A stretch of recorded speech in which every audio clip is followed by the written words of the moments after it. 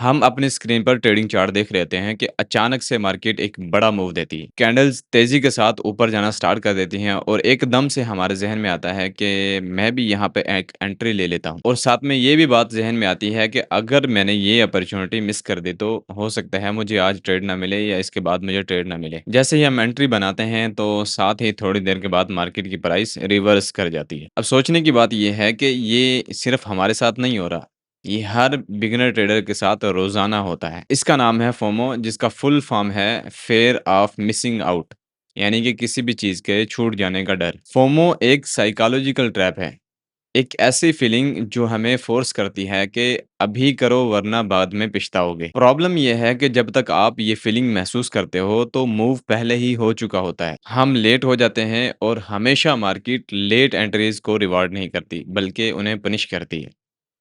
यानी कि जो लेट एंट्री ली जाती है, अक्सर उसके एसएल हिट होते हैं। ऐसी सूरत-हाल में हमारी स्ट्रैटेजीज़ का मसला नहीं होता, बल्कि हमारी साइकोलॉजी का मसला होता है। क्योंकि स्ट्रैटेजी तो क्लियर होती है, लेकिन हमें कुछ चीज़ें क्लियर नहीं होती, जिनकी वजह से हम ऐसे काम कर जाते हैं। इसको एक मिसाल के साथ समझते हैं, मानो यूरो यूएसडी का पेयर है। एक न्यूज़ इवेंट के बाद प्राइस 90-80 पिप जो है वो अप जा चुकी है और आपने जैसे चार्ट खोला और चार्ट खोल के देखा कि बड़ी-बड़ी कैंडल बन रही हैं बाय साइड की, यानी कि ग्रीन कैंडल बन रही है बाय साइड की। आपने सोचा कि एक अच्छा ट्रेंड बना हुआ है, तो मैं इसमें एंट्री ले लेता हूँ। 2 मिनट के बाद या 5 मिनट के बाद जो मार्केट की प्राइस है वो रिवर्स मारती है और इसी चक्कर में आपका एसएल हिट हो जाता है। एसएल हिट होने से आपका जो कैपिटल है वो माइनस में चला जाता है और इस टाइप की जो ट्रेड होती है वो प्योरली फोमो ट्रेडिंग में आती है। अगर आप ट्रेडर हो और आप पहले ही ट्रेड करते हो तो आपने इस चीज़ का तजर्बा किया होगा। इससे पहले तो हमने बात की है प्रॉब्लम की कि प्रॉब्लम क्या है। अब हम इस प्रॉब्लम के सॉल्यूशन की बात करते हैं कि इसको हल किस तरह किया जा सकता है। इसके लिए कुछ रूल हैं, मैं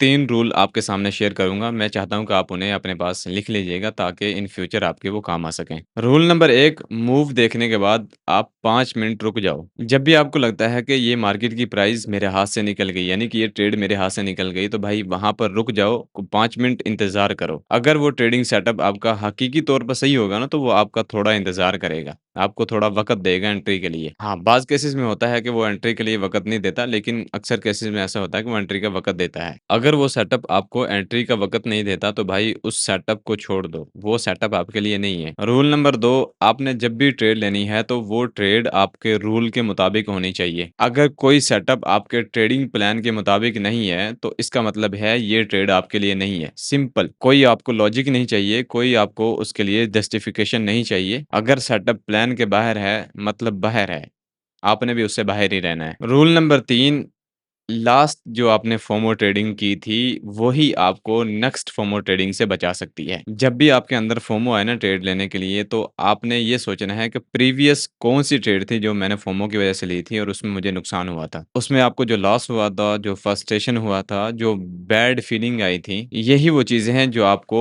आने वाले दिनों में फोमो ट्रेडिंग से प्रोटेक्शन दे सकती हैं, यानी कि आपको बचा सकती हैं। अगर आपको फोमो ट्रेडिंग से बचना है, तो आपको ये चीज़ें यूज़ करनी पड़ेंगी। फोमो ना सिर्फ़ आपके लिए एक काम करता है, वो ये कि आपके बैलेंस को खाता है, यानी कि माइनस में ले जाता है। इसीलिए मैं कहता हूँ कि स्ट्रैटेजी से ज़्यादा ज़रूरी है आपके लिए डिसिप्लिन।